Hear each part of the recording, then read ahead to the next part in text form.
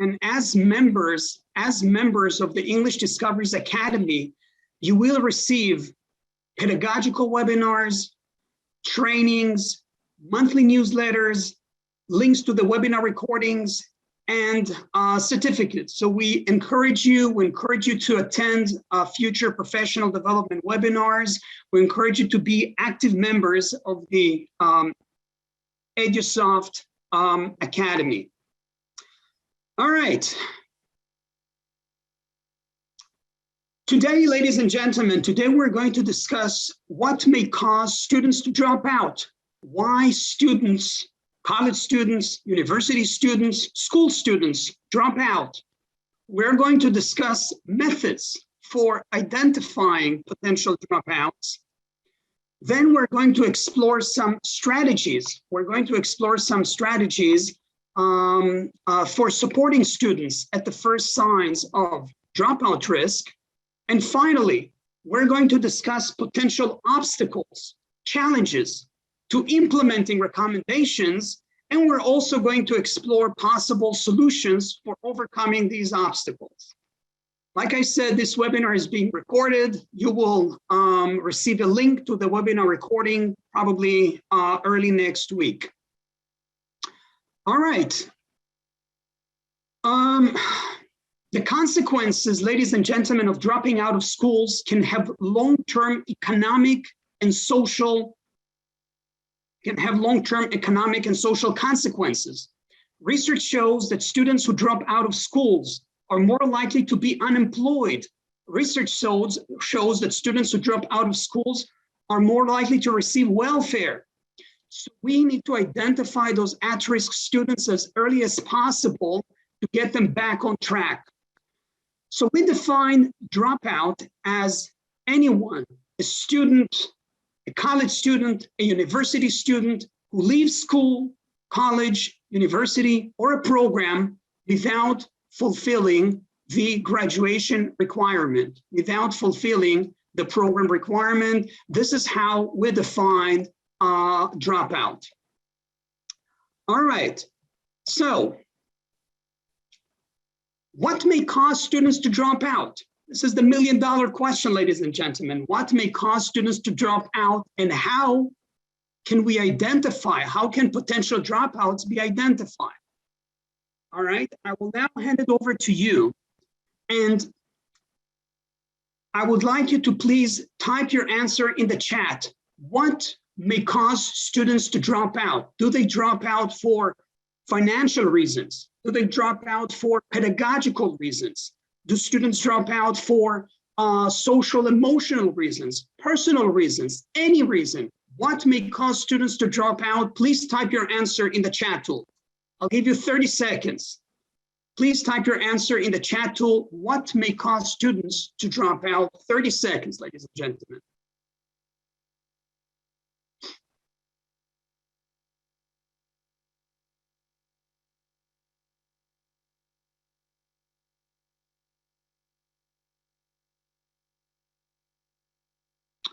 All right. Robert, thank you, Robert. In Robert's experience, a key reason is that they find the course too difficult. Absolutely, for academic reasons, course-related reasons. Yolanda, frustration. Thank you, Yolanda. So frustration, course-related issues, lack of motivation. Thank you. Lack of motivation, lack of challenges.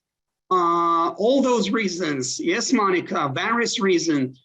Katrina, financial reasons, emotionally, financial, mental, family, financial. Thank you, Oscar. Thank you, Katrina. Boredom, financial reasons. Absolutely, absolutely, ladies and gentlemen. So students drop out for various reasons. Students drop out for because of poor grades. They also drop out for life, school, work imbalance. Life, school, work imbalance, disengagement, boredom, lack of a sense of belonging, isolation, loneliness. Students who are lonely, or lack a sense of belonging are more likely to drop out. Low self-esteem, lack of guidance, lack of support from the school, from the teacher, from the instructor may also lead to student dropout. Out of school challenges, personal issues, financial issues, social emotional issues, and finally, low levels of SRL, self-regulation. Students who struggle to self-regulate, don't know how to set goals, how to manage their time efficiently, how to follow a plan, how to reflect on their learning, on their own learning, how to identify their areas of strength and weakness. Students who struggle to make adjustments are at a higher dropout risk. All those reasons, ladies and gentlemen, fall into three categories: academic, social, emotional, and personal. Academic, social, emotional, and personal, right, are the main reasons why students drop out from academic courses. And it is our hope that by the end of today's webinar, you will be able not only to identify those at-risk students, but also to use effective intervention strategies in order to get those students back on track. So moving on to part 2 of today's webinar, which is methods for identifying potential dropouts. How do we identify potential dropouts? All right, so we're going to look at some strategies and methods for identifying potential dropouts using some automated tools, some automated techniques, as well as some surveys and some check-in surveys which can be implemented during the course. All right, so let's look at the academic factors first. So how do we identify student dropout? Students typically decide to drop out after an accumulation of challenges, setbacks, and struggles over several weeks or months. Now, there are three key indicators, login, completion, and grades, which are strong predictors. Logins, completion, and grades are strong predictors of which students are at risk of dropping out. So by monitoring logins, by monitoring students' login, by looking at completion, by looking at their grades, you can identify at-risk students and you can intervene at the first signs of trouble before students decide to drop out. All right, so on your screen is the progress report of student Jorge Rodriguez. All right, to identify individual students who are showing early warning signs, you should look at the students' performance data and compare their current and past course performance data. So we are looking at Jorge Rodriguez's current data, and we're going to compare his current data with his past course data or past course performance. All right, on average, Jorge Rodriguez logs into the platform 3 times a week. On average, Jorge completes 82% of the course, and Jorge's test score average is 86. Now let's compare Jorge's past course completion or average course completion with the current completion. All right, so on average, Jorge logs into the platform 3 times a week. This week, however, Jorge logs into the platform or has logged into the platform only once. On average, Jorge completes 82% of the course. This week, however, Jorge completed only 68% of the course. Now let's look at Jorge's grades. Jorge's average test score or test score average is 86. However, this week, Jorge's test score average is 72. In other words, there is a negative trend line, right? If you look at the red trend line, it is negative, a negative trend line in terms of logins, in terms of completion, in terms of test score average. So Jorge is at a high risk of dropping out. We, as course administrators, as teachers, as online teachers, we should analyze Jorge's progress reports, and if there are gaps between Jorge's past course performance and his current course performance, we need to intervene. We should intervene. We must intervene at first signs of trouble, because if we don't, then chances are that Jorge will drop out. So we need to take immediate action, and the sooner, the better. All right, so students who are off track for graduation have low completion, bad grades, and academic problems that put them at risk of dropping out, which is why we need to look at the data, we need to analyze the data, and we need to intervene as early as possible. Moving on to our next recommendation, non-traditional students. What is a non-traditional student? Non-traditional student is defined as a student who starts school. By school, the word school in American English describes college, university, or high school. So a student who starts school at the age of 25 or older, right? Students in their late 20s, 30s, 40s, or even 50s. Students who went to college previously, but didn't complete their degree.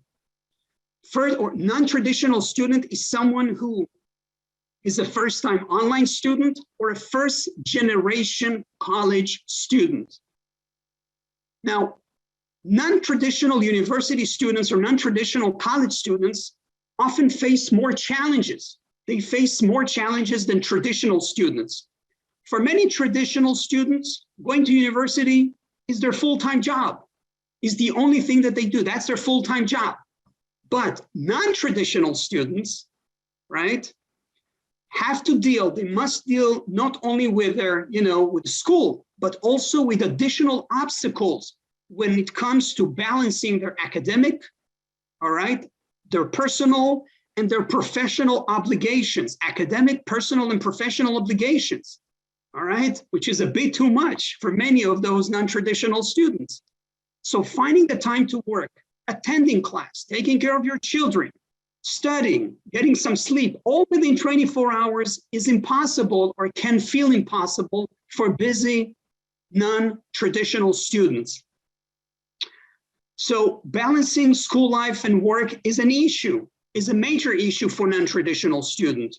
Technology is another issue, is another challenge faced by non-traditional students. Technology is constantly changing. Technology is constantly evolving.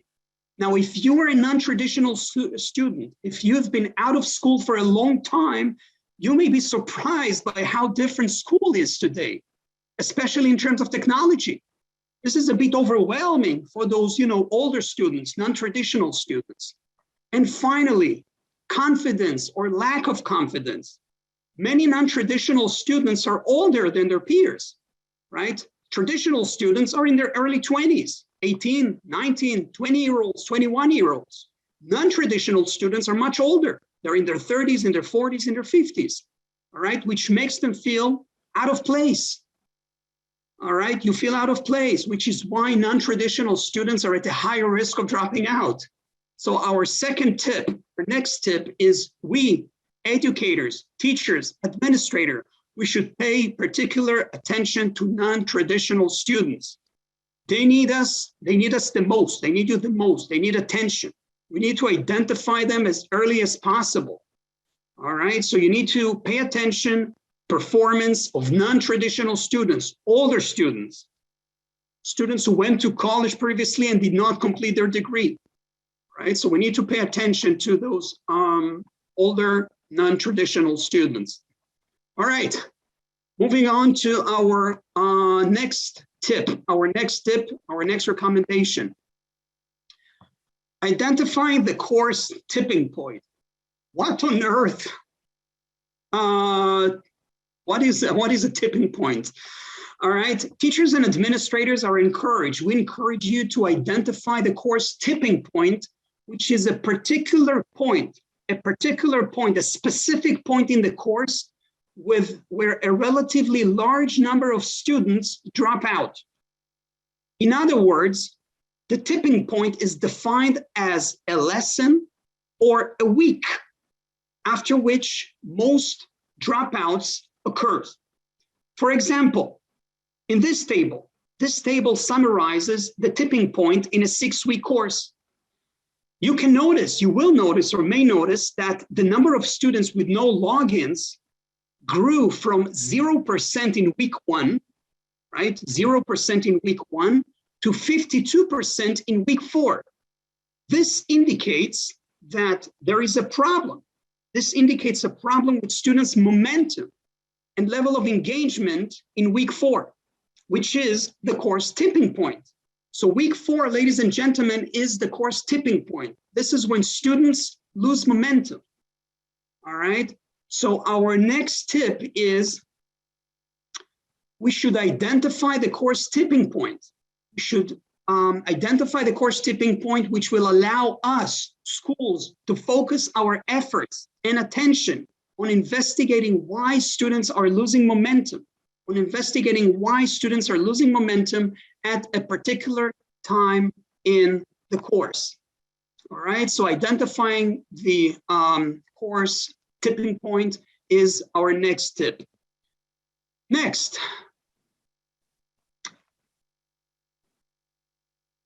Our next strategy for identifying at-risk students is pay attention to previously unsuccessful online learners. Research shows that prior online course experience is strongly correlated with future online course success. All right.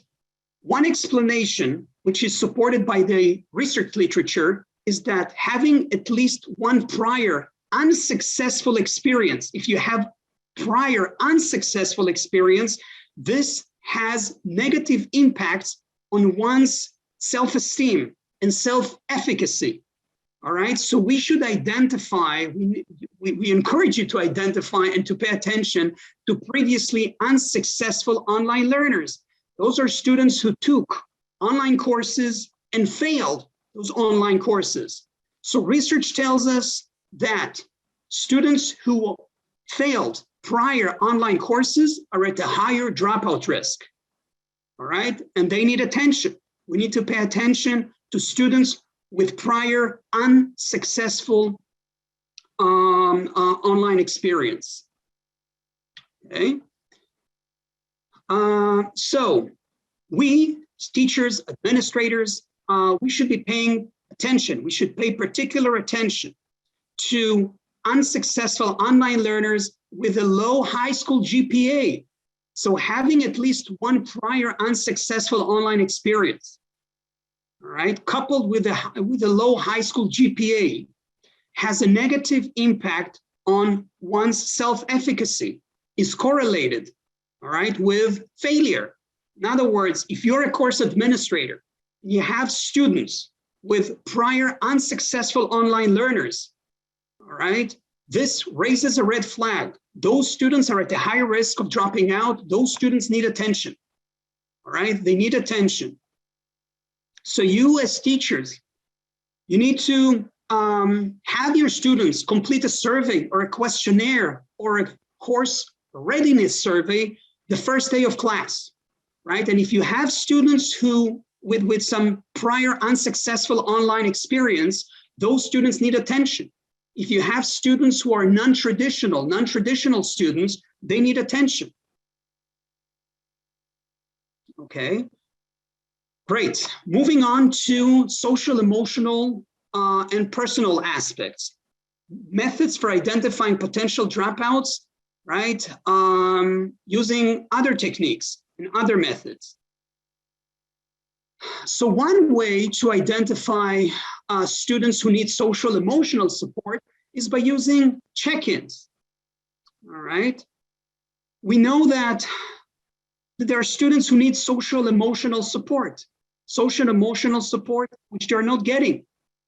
So using check-ins, emotional pulse checks, provide an easy way to identify students who need help now. By asking questions as simple as, how are you feeling today? What emotions are you feeling today? You can identify students who need social emotional support. So we encourage you to use check-ins, emotional pulse checks, to get a pulse on your students' social emotional being. This can be a survey, a text message, an email, or even a meeting. Right? One-on-one meeting with a student. where you ask the students to answer 3 simple questions. How are you feeling today? I feel great. I feel good. I feel okay. I feel terrible. All right. What emotions are you feeling most today? Angry, upset, frustrated.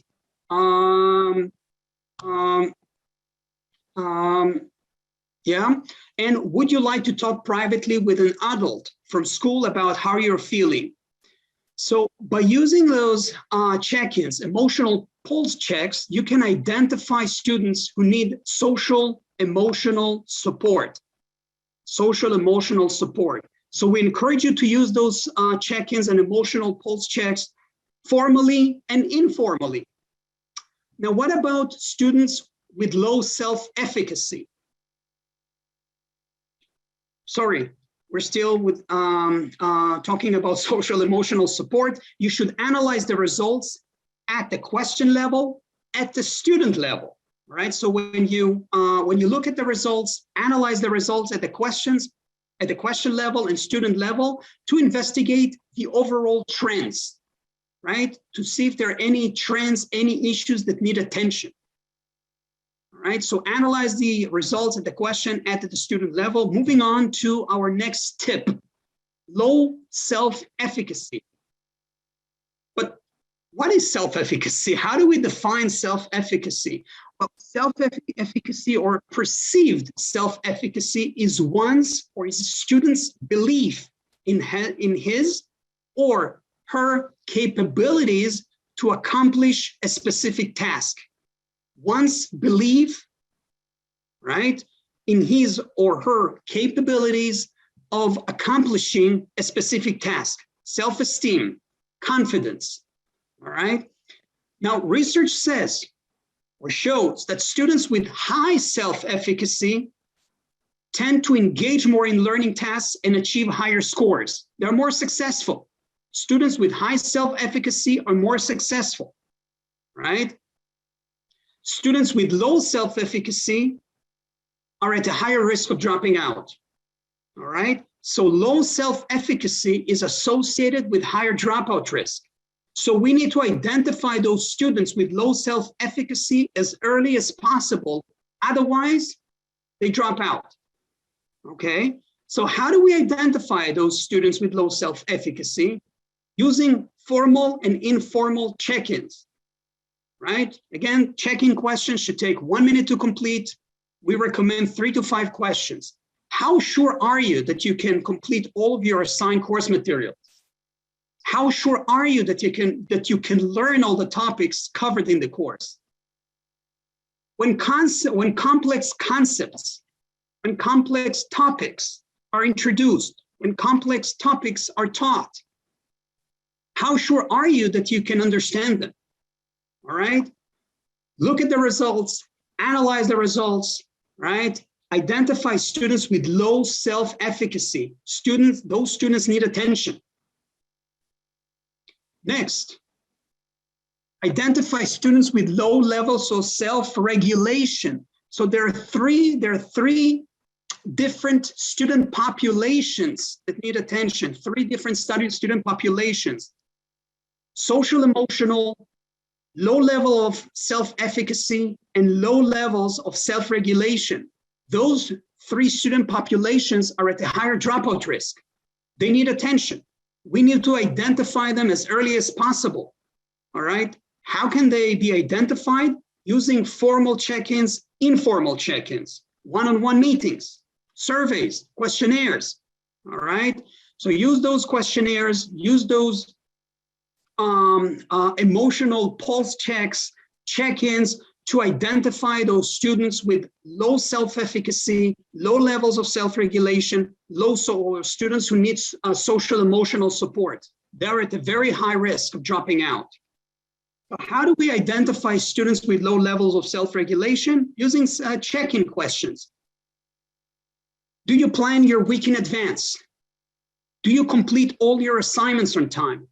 Do you spread out your study time throughout the week? Do you reflect on your learning to identify areas you're struggling with, right?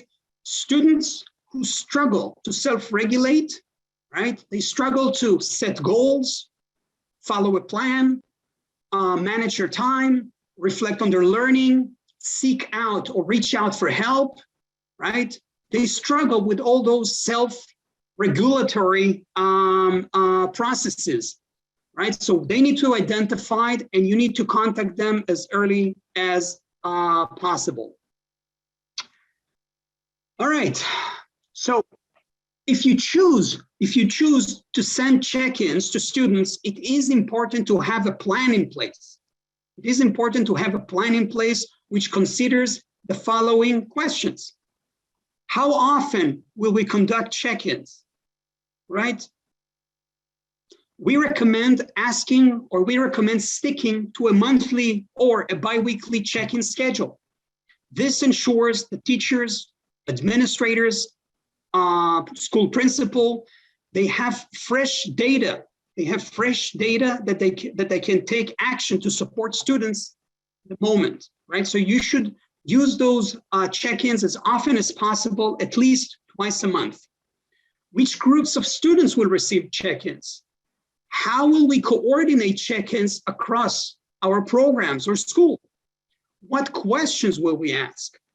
How will we gather student responses? And finally, how will we follow up on the information? All right, so it is important to have a plan. You should, set up a meeting or schedule a meeting, have a meeting with your team to discuss those issues, to address those issues, to consider those questions. All right. Okay, great. Moving on to the intervention strategies. So now that we know and we can identify dropout or students at the high dropout risk using all those strategies that we've discussed, right? Using the check-ins on non-traditional students, students with prior unsuccessful experience. Now that we know, right, how they can be identified, the question is, how do we get those students back on track? All right, so let's explore some intervention strategies which will help you get those students back on track. All right, so when students do not complete their assigned coursework, if they don't complete their assigned materials, obviously they fall behind and they're at a high risk of dropping out. So it is important to set clear expectations. It is important to set clear completion expectations, and it is important to embed those expectations in the school culture, in your culture. For example, the program coordinator or the program director might hold meetings, parents, students meetings, teachers, students meetings to communicate the importance of course completion and the relationship between course completion with doing well academically, with future success. Okay? The director or teachers or coordinators can also discuss with students and parents the relationship between completion, grades, and graduation. Finally, you can also share a table or some research with statistic data similar to this one and discuss its implication. So on your screen is a table, all right, is a table which shows the correlation and the relationship between completion, right, between course completion, grades, and graduation, and final course grade average. This table shows that low completion, less than 69% completion, is associated with bad grades, with low grades, with poor grades. And high completion, more than 85% completion, is associated with good grades, 82%. Okay, so you can share this. We encourage you to share this data and tables and reports with students or with parents if relevant, right? And discuss with parents and students the relationship between completion and success. If you complete the assignments, right, chances are you will graduate. You're more likely to graduate. If you do not complete the assignment, you're less likely to graduate. All right. So by looking at this data, by sharing this data with parents or with students, right, we can embed expectations, completion expectations in the school culture. All right. Next. What about poor performance? Let's look at some strategies, some techniques for helping students with poor performance. Well, we should provide high risk, high need students with a mentor, with a coach, right? A coach could be a senior teacher, or it could be a more experienced, more successful student, right? Who acts like a coach, a guide, a mentor, okay? Who is an experienced online student, whose primary task is to help students get back on track for graduation, okay? We should allow struggling students to redo activities and retake tests. We should direct students to relevant review and enrichment lessons. Finally, we should provide trainings. We should provide trainings on how parents, if relevant, can monitor their child's progress, right? So we can also provide trainings to to parents on how parents can monitor their child's progress. Okay, now what about unsuccessful online learners? Previously unsuccessful online learners. Support services we should be targeting those students who dropped out or failed previous online courses. Those students are at the higher risk of dropping out or failing a future online course, all right? So you need to identify those students who failed with previous unsuccessful courses, and you should provide additional services to those students, such as peer mentoring or peer coaching, where you pair less successful students with more experienced online students. Okay, so you can pair less experienced students with more successful students. Additionally, you should provide a comprehensive orientation at the beginning of the term, at the beginning of the semester, not only technical orientation, not only orientation focusing on how to use the platform, but also orientation on how to become a successful online learner, right? Training them on some successful, some effective online learning strategies, okay? How to become a successful online learner, which is, by the way, the focus of the next webinar. Our next webinar will focus on how to become a successful online learner, okay? Next, low esteem. What about low esteem? Students with low self-esteem. Self-esteem is necessary for students to take risks in their learning, right? And self-esteem is often built through achievements. This is how we build self-esteem, through achievements, even small ones. So what can we do? What can teachers do? All right, let's look at the first tip. You should give students specific tasks at which they will excel. All right, we should give them specific tasks at which they will excel. For example, posting questions on a class forum. All right, this is something that they're fully capable of doing. Posting a message, posting a question on the class forum. All right, this is how we build confidence, or help them build their confidence. We should give specific feedback, focusing on effort, not on outcome, right? We should focus on the effort, focus on effort rather than outcome, all right?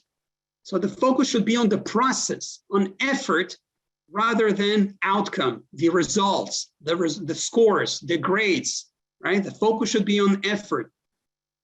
Showcase accomplishment, right? You can post work, projects, assignments, all right, project work on the course webpage, on the course website. Post picture of individual students on the course homepage. Finally, provide students and parents, if relevant, with a certificate of recognition, if relevant. All right, moving on to social emotional support. Social emotional support We know research shows that students who need social emotional support are at a high risk of dropping out. We need to identify those students as early as possible. We need to support students, right? We need to support those students using some intervention strategies. So on your screen, I've listed 4 intervention strategies. Provide at-risk students with a mentor, with a coach, with a guide, a go-to person, all right? The go-to person acts as a liaison among students, families, and school staff. This person, the go-to person, builds a strong relationship with the student by communicating regularly with that person, all right? Schools can develop or should develop a menu. You should have a menu of social, emotional support options in and around the school community that mentors can use to help students. You should have a menu, all right? That mentors, that the guides, that the coaches can use to help students. Finally, have coaches, have monitors, monitor students' social emotional development, all right, using a monitoring sheet, right? So on your screen is an example of a student monitoring sheet, right? This is a student monitoring sheet. Let's look at this sheet. Student name, Jose Cruz.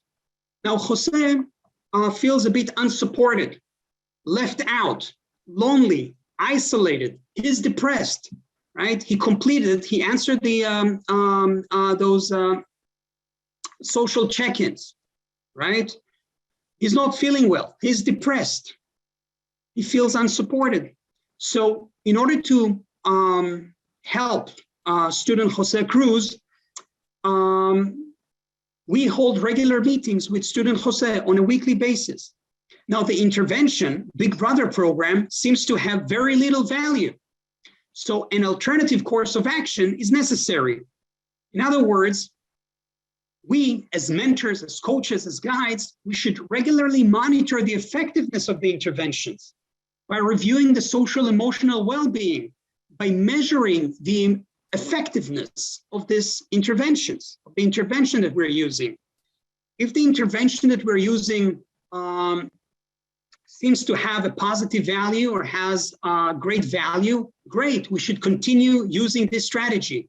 If, however, seems the intervention has very little value, then we should use alternative interventions, all right? So we should be monitoring the effectiveness of the interventions, review the effectiveness of the interventions, and make changes, adjustments, or use alternative intervention strategies if needed.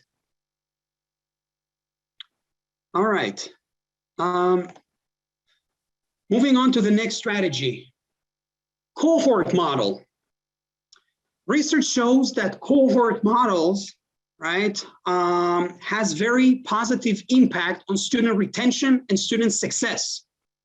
Now, what is a cohort model? A cohort is a group of students, right? A group of students who begin a program together. They take the course in a prescribed order together. In other words, studying or beginning a course or educational program together, right? Being in regular contact with other students, having meetings in person, online meetings, regularly, doing group work, socializing with other students on campus, online, off campus, has positive impact on student retention, okay? Weekly check-in videos. Weekly check-in videos has a positive impact on student retention.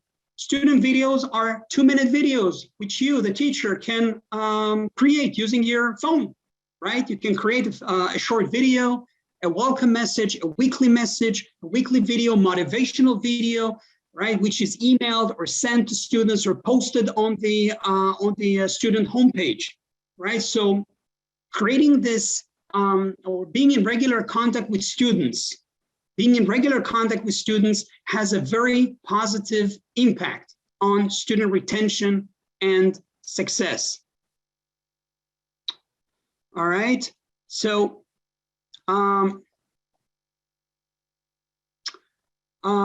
so students struggling with self-regulation, you should produce, you should create some short videos or give a brief face-to-face or sync trainings.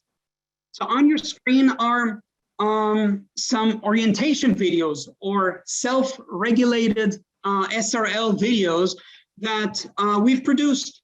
Now those videos can feature teachers, instructors, or those videos can feature second year and third year students, more experienced online students.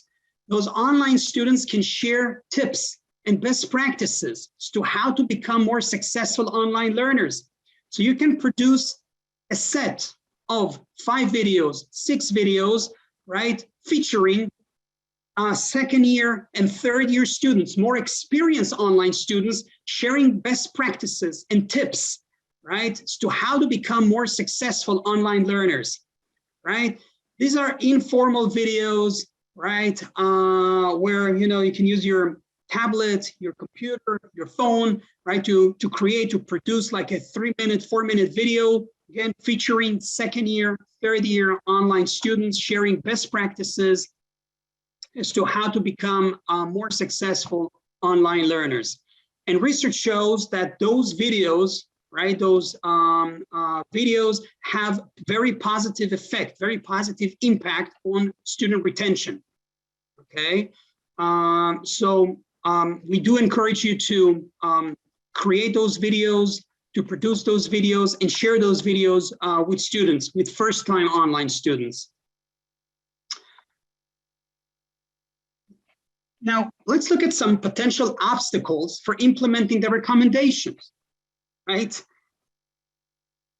Those recommendations, unfortunately, are not free of challenges. There are some challenges or obstacles that you may face when it comes to implementing those challenges or those recommendations. So let's look at the first obstacle. Teachers often don't know about course failure or course data until the end of the course, when it is too late to do anything, when it is too late, you know, to intervene. Solution: data should be collected. Data should be analyzed not only at the end of the course. No, data should be analyzed regularly throughout the semester, regularly throughout the course, not only at the end of the course. And we should be analyzing grades, completion, logins, attendance, all right? By looking at data, by analyzing data, we will be able to identify at-risk students as early as week 1. And this will facilitate more timely monitoring and intervention. Second obstacle.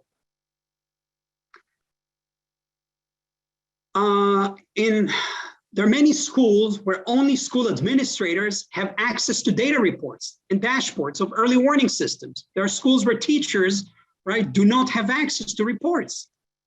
All right, solution. Teachers, staff, administrators working on dropout issues should be given access to individual student data, right? So if you're working on dropout issues, or if you're interested, or if you want to identify at-risk students, you should be given access to individual student data. Third obstacle. Teachers are busy grading papers, grading assignments, and teachers and administrators do not have time during their regular workday for meeting to address dropout issues. So, solution. Well, teams that meet regularly could schedule time during each meeting. If you have weekly staff meetings, right, to discuss, you know, course-related issues, program-related issues, you should spend 10 minutes, 15 minutes addressing issues related to dropout, to student dropout, and discuss how to work with them. Now, if there isn't enough time to discuss those issues or to discuss all students during those meetings, then you should assign one person, right? You should assign one team member to look at the data, to review data on specific students before the meeting, then use meeting time to review, to look at the and to discuss recommended interventions. All right, so you can have one person, staff, reviewing, looking at the data, and then during the meeting discuss possible interventions. And finally, there are schools or institutions where teachers do not enter their grades in an electronic grade book. And if they do that, they only do that at the very end of the term, at the very end of the semester, right? Now, if we enter the grades at the very end of the semester, at the end of the cycle, then we won't be able to identify those at-risk students, all right? Solution, we should set specific dates, specific times, right? Throughout the semester when all grades need to be caught up rather than just once at the end of the course. In other words, teachers should be encouraged, or administrators should be encouraged to enter grades, right? Not only at the end of the course, but regularly throughout the course. So to sum up, I know this is a bit overwhelming. To sum up, before planning any intervention, we should check in with students about changes in completion, logins, and grades to discover the cause of the problem, right? So the first step is to collect data and to discover, to identify what causes the problem. We cannot solve the issue without first, identifying the problem. So these types of informal and formal check-ins, together with reports analysis, they're quick, not time-consuming, and they allow teachers for gathering information that will help you in determining a course of action to keep students on track. Okay, so collect data, performance data, and use those check-ins, social emotional check-ins, at least twice a month in order to identify students at risk of dropping out. Now, you should use data to identify students who are in need of early interventions, right? We identified 3 student populations who are at high risk of dropping out, right? Students with low self-efficacy, right, was one student population.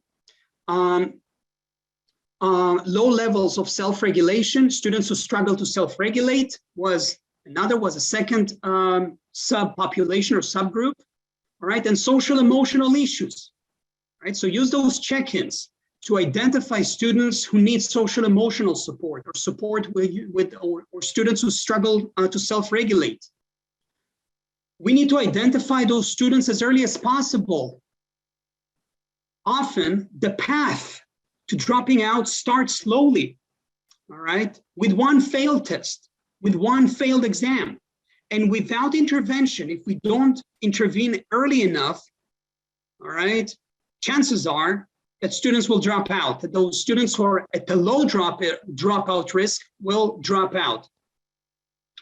Finally, you should monitor the effectiveness of the intervention. You need to monitor the effectiveness of the intervention.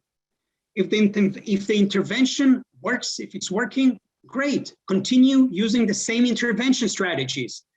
However, if they don't seem to be working, then you need to consider using alternative intervention strategies. All right, you should consider alternative intervention strategies. All right, so we encourage you to follow and implement this model. We encourage you to regularly monitor the effectiveness of the intervention. Now, the interval for monitoring will vary depending on the student, depending on the problem, depending on the intervention. In short, collect data, analyze data, discover the cause of the problem, determine course of action, monitor progress, and adjust interventions if needed. This, ladies and gentlemen, this presentation, this webinar is based on my early warning system book. All right. Any questions on any of the intervention strategies? Any questions on any of the solutions? Any questions on any of the recommendations, ladies and gentlemen? Any questions?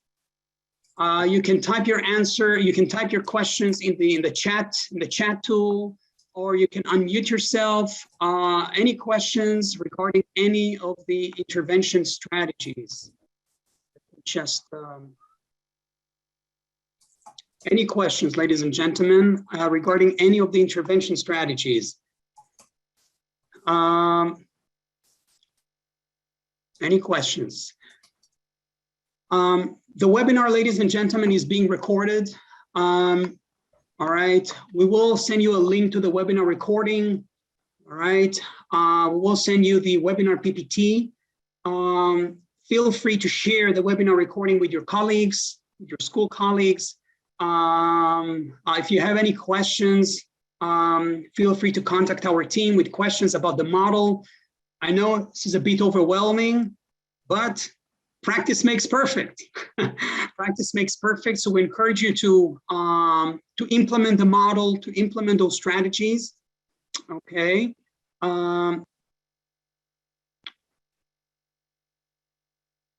So last but not least, we are going to launch a survey. We're going to launch a survey which will help us determine how useful today's webinar was. So we would like you to answer this poll question, this post-webinar poll question. How beneficial, whether this webinar was beneficial for your professional development. So I'm going to launch the poll question. Let's see, polls. Just hold on a sec. Rotate polls.